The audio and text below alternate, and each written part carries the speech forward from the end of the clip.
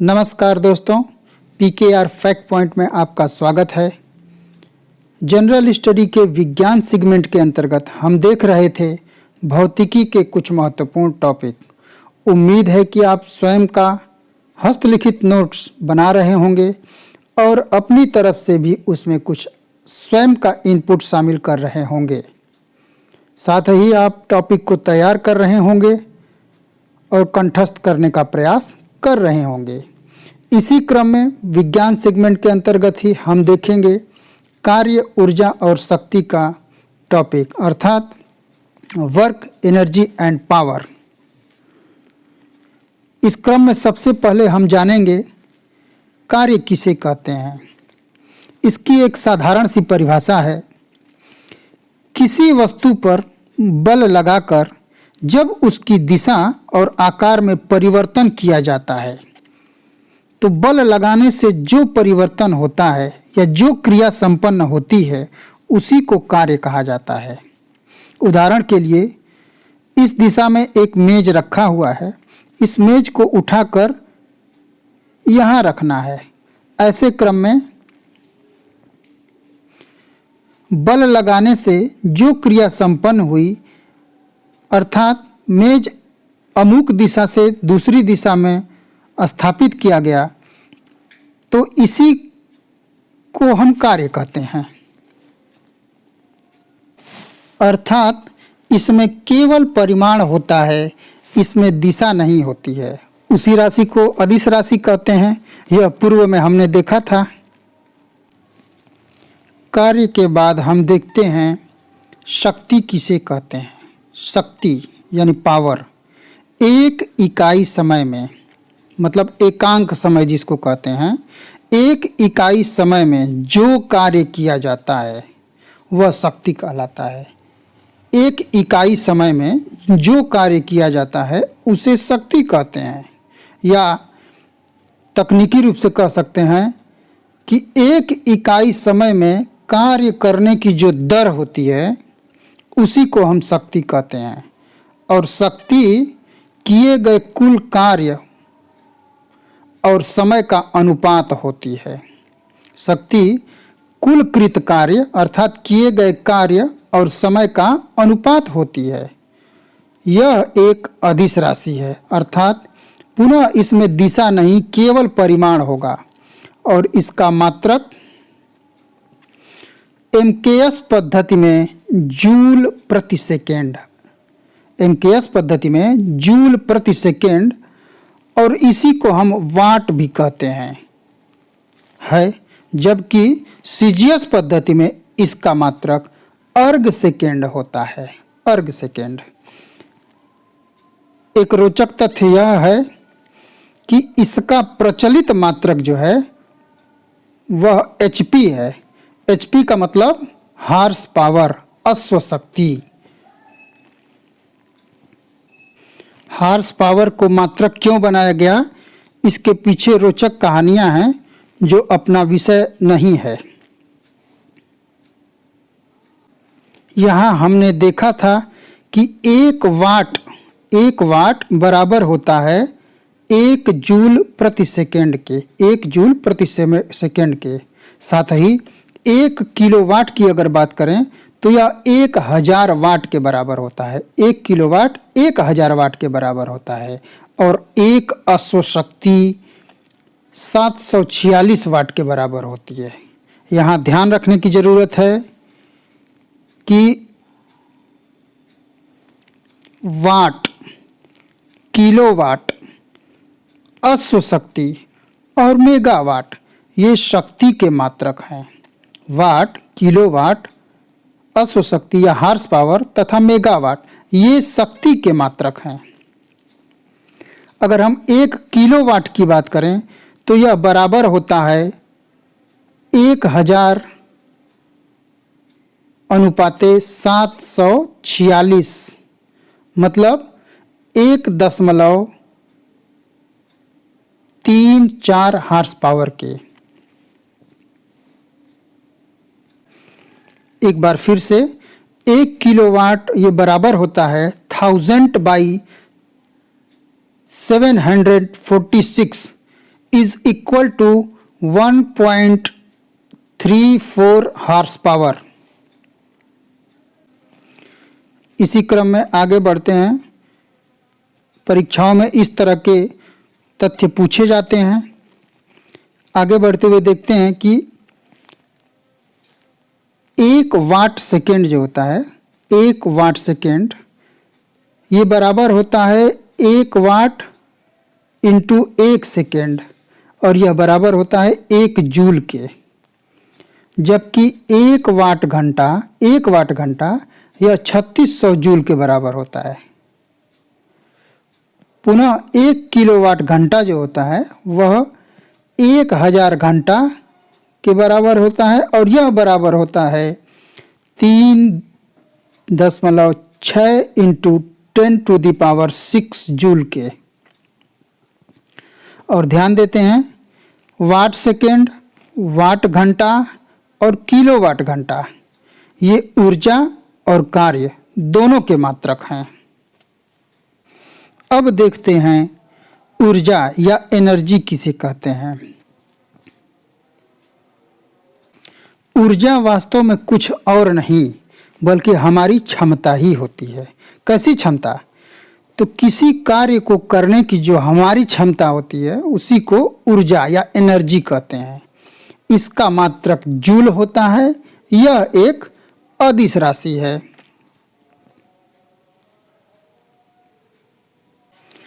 ऊर्जा के विभिन्न रूप होते हैं, जैसे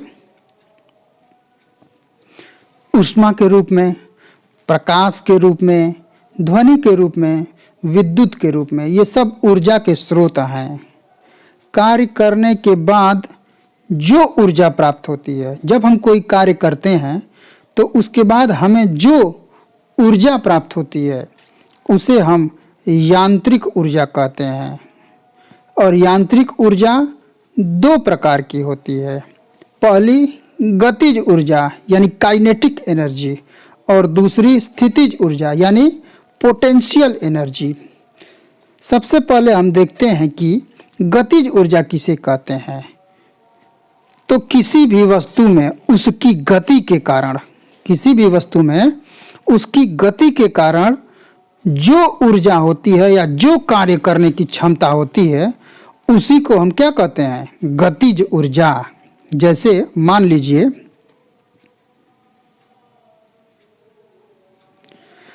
m द्रव्यमान की एक वस्तु है और वह v वेग से चल रही है। m द्रव्यमान को m से दिखाया जाता है। m द्रव्यमान की कोई वस्तु है और वह वेग v से चल रही है, तो काइनेटिक एनर्जी अर्थात गतिज ऊर्जा क्या होगी? उसके लिए एक सूत्र बनाया गया है, यानी के अर्थात kinetic energy equal to 1/2 mv square के, 1/2 mv स्क्वायर के। इसके उदाहरण है जैसे गति के कारण होने वाली ऊर्जा।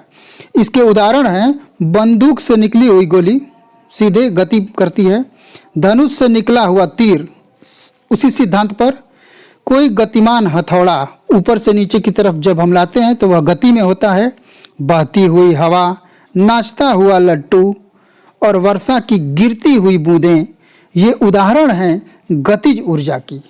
इसको सोचने की ज़रूरत है। सोचिए, समझिए कि आपके आसपास कौन सी ऐसी वस्तुएं हैं जिसके कारण कोई वस्तु गति में होती है, वही उसकी गतिज ऊर्जा होती है।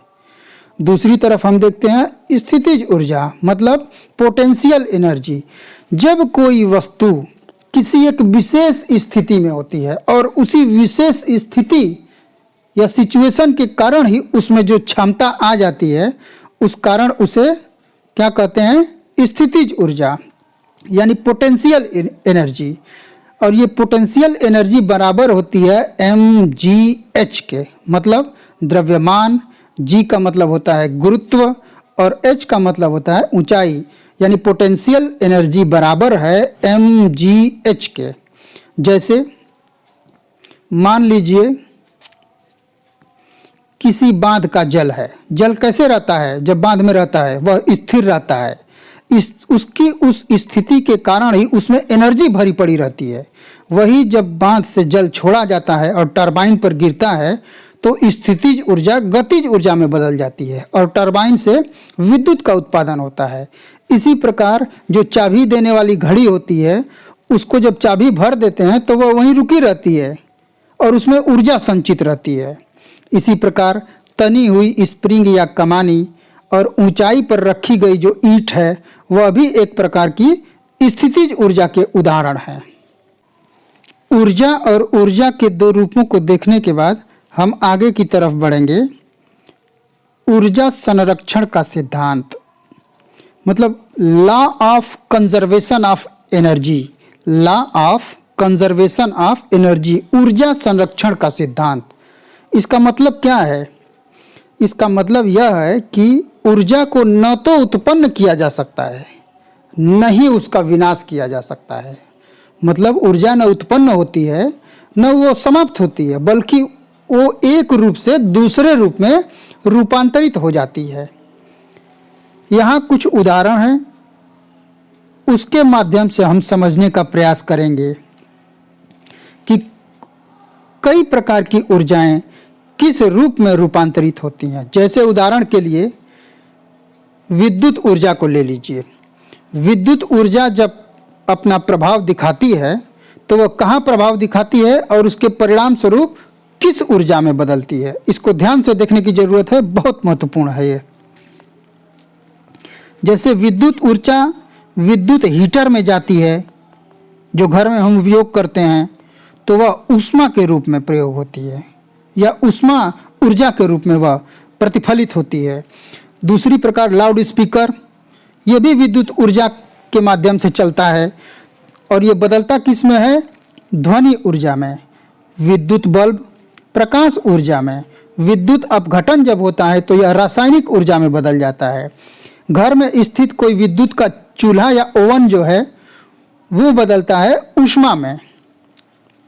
इसी प्रकार ट्यूबलाइट प्रकाश ऊर्जा में, पंखा यांत्रिक ऊर्जा में और टेलीफोन या जो घंटी होती है या माइक्रोफोन होता है वह विद्युत ऊर्जा को ध्वनि ऊर्जा में बदल देता है। इसी क्रम में आगे देखते हैं कि विद्युत चुंबक जो होता है उसमें जब विद्युत प्रवेश करती है तो वह चुंबकीय ऊर्जा में निकलता है। इसके साथ ही महत्वपूर्ण है एक विद्युत मोटर, जिसके द्वारा ट्यूबवेल वगैरह चलाया जाता है। विद्युत मोटर में जब विद्युत प्रवेश करती है तो वह यांत्रिक ऊर्जा में बदल जाता है। यहाँ यह ध्यान देने की आवश्यकता है कि किसी कारण से कौन सा कार्य उत्पन्न होता है। इसी क्रम में एक यांत्रिक ऊर्जा होती है, मतलब कि वह ऊर्जा यांत्रिक ऊर्जा यंत्र में प्रवेश करती है और जब वो यंत्र चलता है तो वो किस ऊर्जा में कन्वर्ट होता है। तो एक लेते हैं डायनेमो, जिसको हम लोग जनरेटर भी कहते हैं। जनरेटर जब चलता है, यानी यंत्र है ना, तो यंत्र जब चलता है तो यंत्र किस में बदलता है? वो क्या करता है? जनरेटर विद्युत का उत्पादन करने लगता है। इसी प्रकार टरबाइन जो होती है वो भी एक यंत्र है और जैसे ही टरबाइन चलना शुरू होती है विद्युत का उत्पादन हो जाता है। इसी प्रकार हम देखते हैं सितार जो बजाया जाता है, ये भी एक यंत्र है। तो ये यहाँ यांत्रिक ऊर्जा, सितार से क्या निकलता है? ध्वनि, तो यह ध्वनि में कन्वर्ट हो जाता है। पुनः आगे बढ़ते हैं। अब देखते हैं रासायनिक ऊर्जा। रासायनिक ऊर्जा मतलब कि कोई पदार्थ विभिन्न प्रकार के रसायनों से मिलकर बना होता है, तो जब वो क्रिया कराया जाता है तो उससे कौन सी ऊष्मा या ऊर्जा उत्पन्न होती है, ये देखने की बात है। जैसे माचिस है, माचिस फास्फोरस इत्यादि मिलाकर बनाई गई रहती है। जैसे ही उसको हम लोग स्क्रब करते हैं तो यह परिवर्तित होती है ऊष्मीय ऊर्जा में। इसी प्रकार कार की बैटरी होती है। कार की बैटरी जैसे ही चालू की जाती है उसमें विभिन्न प्रकार के रसायन होते हैं और वे विद्युत ऊर्जा का उत्पादन शुरू कर देते हैं, यानी यहाँ रासायनिक ऊर्जा विद्युत ऊर्जा में बदल गई। इसी प्रकार जलता हुआ कोयला जो है वो ऊष्मा उत्पन्न करता है, ऊष्मीय ऊर्जा उत्पन्न करता है। और संचालक सेल की जो बैटरी होती है वह भी विद्युत का उत्पादन करती है। इसी प्रकार रासायनिक ऊर्जा का एक आम उदाहरण है मोमबत्ती।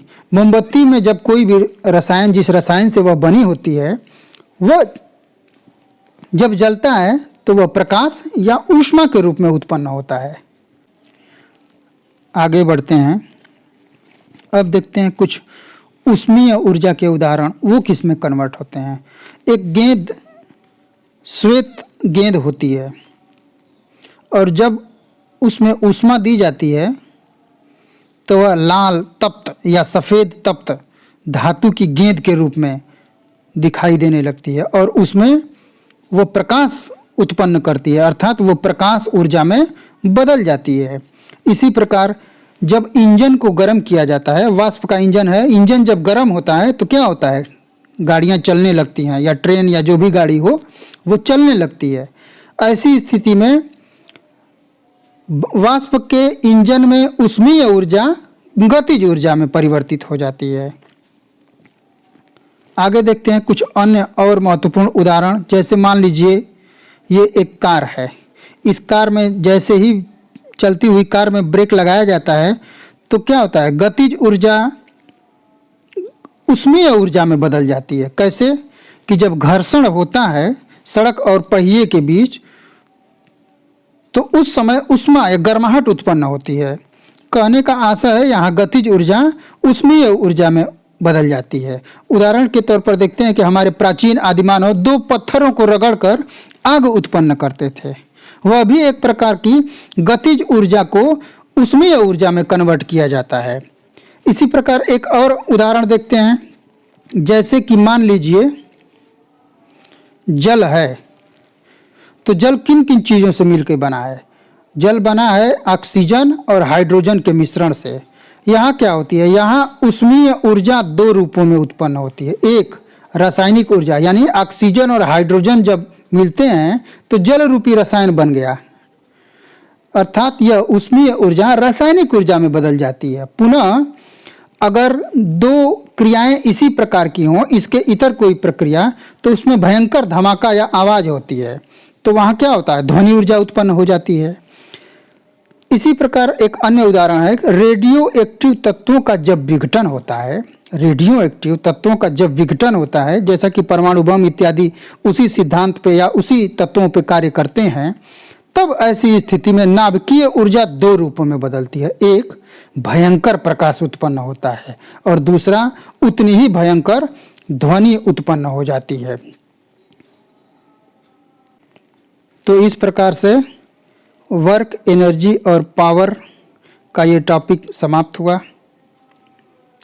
फिजिक्स के समस्त टॉपिक समाप्त हो जाने के बाद इसके संदर्भ में हम मल्टीपल चॉइस प्रश्नों को सॉल्व करेंगे। इस वीडियो को आप देखिए, शेयर कीजिए, सब्सक्राइब कीजिए, और जो चीज़ कमेंट करने लायक हो उस पर कमेंट करिए। धन्यवाद।